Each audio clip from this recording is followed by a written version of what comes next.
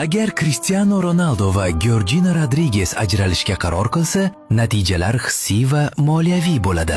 Yaqinda Portugaliya ommaviy axborot vositasi agar juftlik ajrashsa, amal qiladigan kelishuv shartlarini oshkor qildi. Ushbu hujjatga ko'ra, Cristiano Ronaldo Georgina Rodriguezga oyiga 100 ming yevro, ya'ni yiliga 1 million to'lash kerak. 200 ming yevro. Bundan tashqari Madriddagi ularning umumiy saroyi Georginaga tegishli deb hisoblanadi. Ushbu kelishuv Georgina va ularning qizi Alana tug'ilgandan keyingi bolalarga moliyaviy yordam ko'rsatish uchun imzolangan. Bu katta summadek tuyulishi mumkin, lekin Ronaldoning 100 millionlab boyligi hisobga olinsa, bu yuk emas. Aslida Ronaldo bu bitimni tuzishda strategik fikrlashni ko'rsatdi. Chunki u bo'lmaganda Georgina ancha katta summalarni talab qilishi mumkin edi. Bu tartib har ikki tomonning manfaatlarini himoya qiladi. Georgina moliyaviy yordam oladi va Ronaldo kelajakdagi majburiyatlari haqida aniqlik oladi.